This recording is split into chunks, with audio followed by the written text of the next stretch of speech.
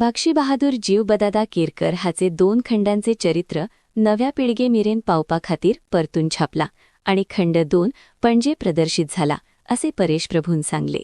आणि त्यानंतर पुन्हा मराठी शाहीचं जे भगवं निशाण दिल्लीवर जे फडकवलं हाजी शिंदेंनी, त्यांचे उजवे हात बनून त्यांच्यासाठी लढणारे असे आपले जीवबदादा, तर त्यांचं चरित्र नरहर व्यंकाजी राजाध्यक्ष यांनी 1907मध्ये प्रकाशित केलेलं होतं आणि ते दुर्मिळ होतं पुस्तक.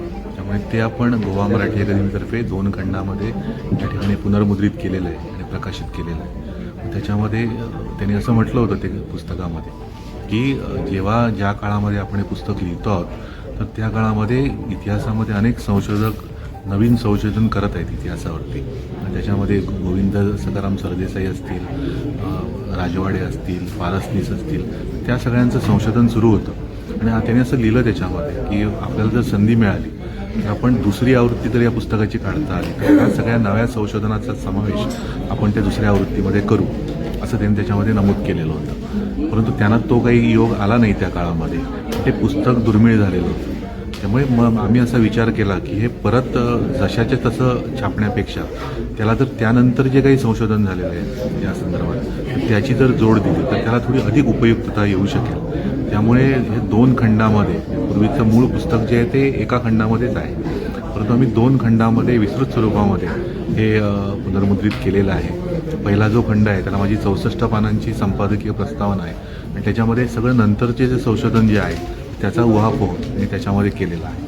हा दुसरा खंडसुद्धा जो आहे की ते नुसतं पुस्तक नाही, पण त्याच्यामध्ये कसं आहे की पहिल्या खंडामध्ये पूर्ण चरित्र जीवबदादांचं आणि संपूर्ण केरकर कुटुंबाचं आलेलं आहे आणि दुसऱ्या खंडामध्ये त्यांची जी अस्सल समकालीन पत्रं जी आहेत ती त्याच्यामध्ये आपण दिलेली आहेत. काही कैफियती आहेत, काही बखरी आहेत आणि त्याचबरोबर त्यांनी नरहर व्यंकर राजाध्यक्षांनी अजून एक पुस्तक प्रकाशित केलं होतं की त्याच्यामध्ये जीवबदादावरचे पोवाडे त्याचं संकलन त्यांनी बेळगावमध्ये प्रकाशित केलेलं होतं.